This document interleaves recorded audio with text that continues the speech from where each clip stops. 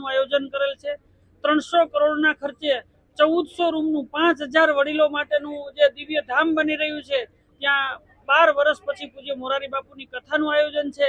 ખાસ વૃદ્ધો અને વૃક્ષો માટે આ કથાનું આયોજન છે।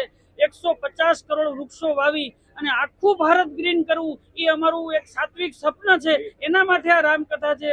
છેલ્લા 10 વર્ષમાં અત્યાર સુધીમાં 30 લાખ વૃક્ષો વાવી અને મોટા કરી દીધા છે અને એ જ સિસ્ટમ પ્રમાણે 150 કરોડ વૃક્ષો મોટા કરી આખું ભારત લીલુંછમ થઈ જાય, જે વૃક્ષોનો પ્રશ્ન જ આ ભારતનો પૂરો થઈ જાય, એક દરેક જીવો માટેનું એક અન્નછત્ર ઊભું થાય। વૃક્ષ એ માત્ર ઓક્સિજન આપતું ઝાડ નથી, પણ એ નાનાથી મોટા જીવો માટેનું અન્નક્ષેત્ર છે। તો આખા ભારતમાં લાખો જીવોનું આ અન્નક્ષેત્ર ઊભું કરવું એ આ કથાનો ઉદ્દેશ્ય છે।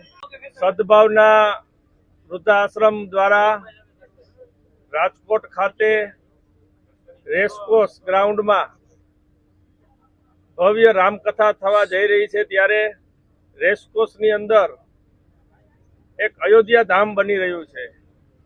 આ અયોધ્યા ધામની અંદર પૂજ્ય મોરારી બાપુના કંઠે આ રામકથાનું આયોજન છે।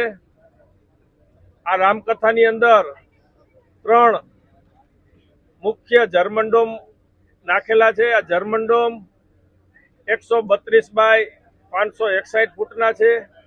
આની અંદર ભારતીય બેઠક, વીઆઈપી બેઠક તેમજ વીવીઆઈપી બેઠક રાખવામાં આવેલ છે। સાથે સાથે ભોજનશાળા તેમજ ભોજન સ્થળ જે 90 બાય 400 ફૂટનું છે, તેમાં મહિલાઓ તેમજ પુરુષોની અલગ અલગ વ્યવસ્થા કરવામાં રાખેલ છે। સાથે સાથે એક હોસ્પિટલ આઈસીયુ ટાઈપની બનાવવામાં આવશે। વિશાળ પાર્કિંગ, 750 જેટલી ગાડીઓ, 15,000 જેટલા બાઇકો આ પાર્કિંગમાં રહેશે। તેમજ સદભાવના વૃદ્ધાશ્રમ પરિવારના કાર્યકર્તાઓ ઓછામાં ઓછા 2000 થી વધારે કાર્યકર્તાઓ આ મહા રામકથાની અંદર ખડે પગે રહેશે।